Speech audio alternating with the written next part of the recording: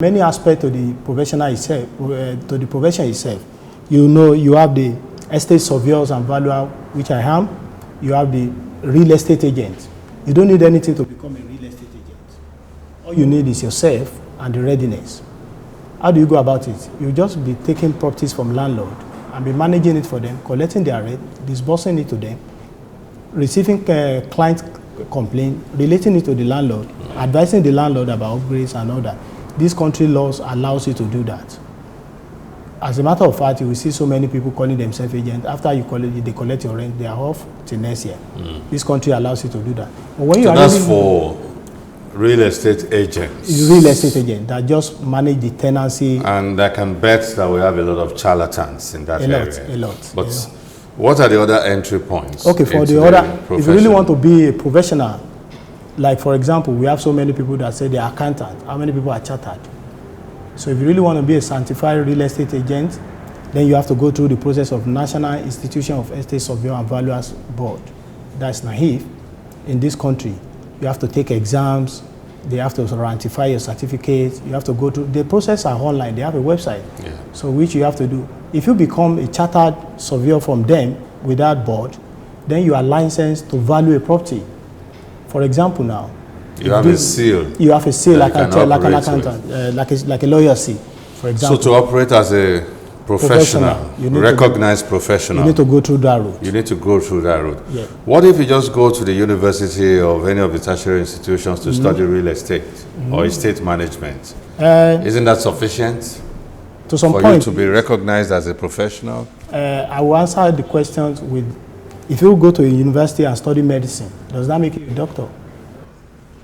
No. It doesn't make you a doctor. Even if you study law in the university, you still have to go to the law school. You still have to go to the law school. So these professions has board that regulate the entry point, but it's more or less like the umbrella of the entry point. Okay. For example, now you can come from any background.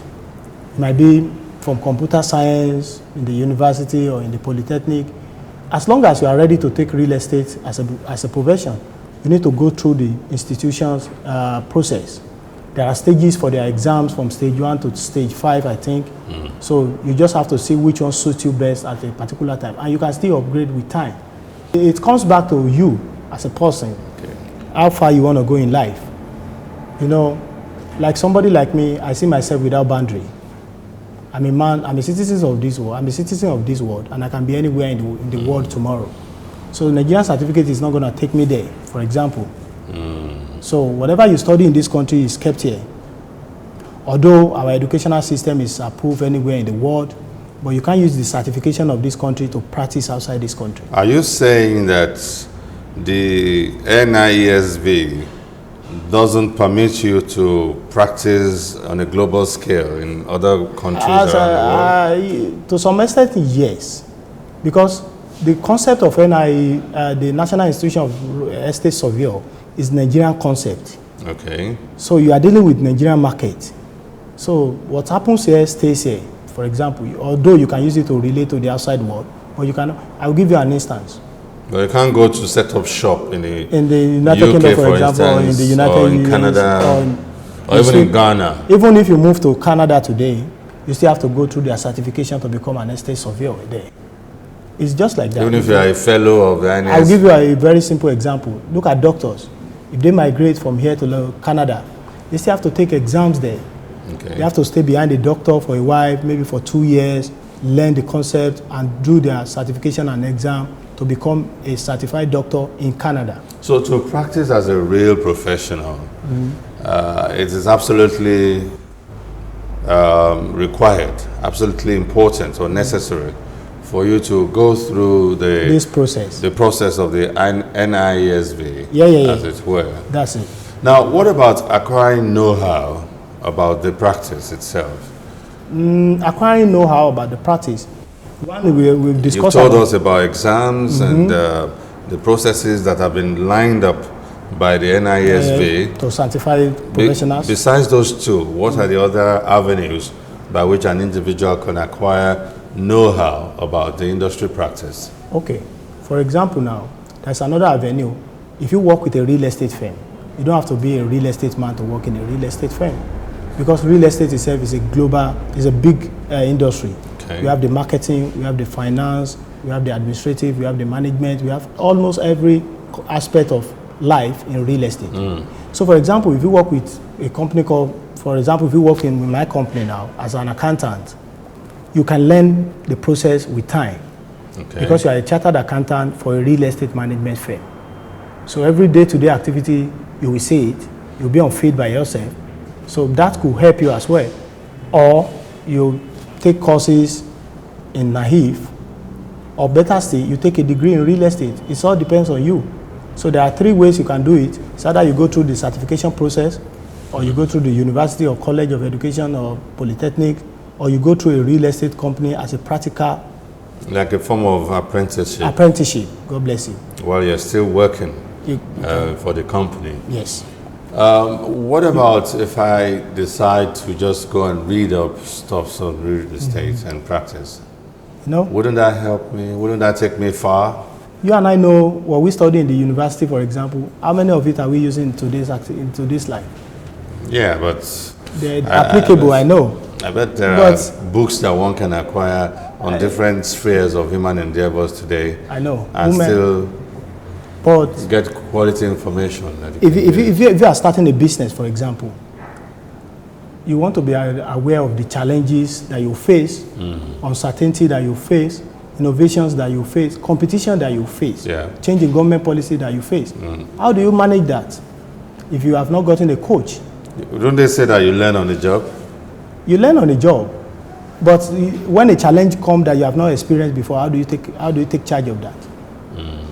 So apprenticeship is critical. It's critical. What you're telling us now is that if you really want to practice as a professional in the real estate industry, you need to go through the process. You need to go through the process of the NISV. And if you want to go beyond this concept, the shore of this country, you need to take advanced certification in the country you are going to. If you want to be a borderless professional. Borderless professional. Can you do that while residing in Nigeria? Or you have to travel? Of course you can do it.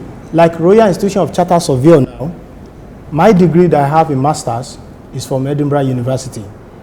Royal Institution of Chartered Surveyor ratifies that. Okay. So, for me to take a course to become a Chartered Surveyor from this organization, my degree is already accepted. Okay. I need to go through 2 years route. A UK degree? A UK degree is already accepted. What's the alternative if you don't have a UK degree? I think they have like 3 universities they ratify in Nigeria. Which I'm not really, I think UNILAG, OAU and UI. I'm not really that sure of that. So, but if you go to, not all UK universities are approved by them. Don't get it wrong. I recognize. So they come like a certification process. They come to see your classroom, to see the lecturers, see their certificate, to see that you can really provide them what they really want before they give the university the seal. Let's look, for a woman to conceive and deliver a baby, there's a gestation period. Of course. In this industry, for you to really be like an Iroko tree, as it were, what is a normal average gestation period? I want to learn, I want to, not necessarily through the 4 walls of a classroom. Of the classroom, that's going to put you in a box anyway. Work, and then go through the Institute of State Surveyors and Valuers of Nigeria, for instance. What is the average gestation period, if you're smart, for you to actually become big? You know, to be successful in life, you don't have a tenure. True. Success is a process and it's not a destination. True. So it's a process itself. So it depends on how far you want to go. If you want to limit yourself to an estate agent, of course in 3 months you're going to be one. But if you want to be a professional estate surveyor and valuer, it takes process. And after you have this certificate, there are something they call CPD, Continuous Professional Development. You still have to develop yourself over time because innovations are coming, technologies are coming, the way they do. Look at, for example, I think only myself and a few of us around there use drone to shoot video for our real estate business. If I have a big properties, I take my drones there, I shoot video. Some people will come across and say, what's that? Is that a helicopter? So that means it's a new technology. The men that are doing it before, it's not that they cannot do it better than I do. But I'm bringing technology into it. I'm going to conferences, I'm going to seminars, I'm taking certification. I'm doing all this to keep my business alive, to be in the field for a very long time. So it depends on how far you want to go. If you really want to, the limit of your ability is where you set them. But on the average, before I go out on my own, if you're going to advise, how many years do you think I should be in apprenticeship, as it were? You don't need, depends. It depends on your readiness. If you are with the right team, 2 years be sufficient? Within 2 years, even within 1-2 years, you should be able to say, okay, fine, I can handle some sections of real estate. But there are some sections you can't really handle in 2 years, like the surveying and the valuation one.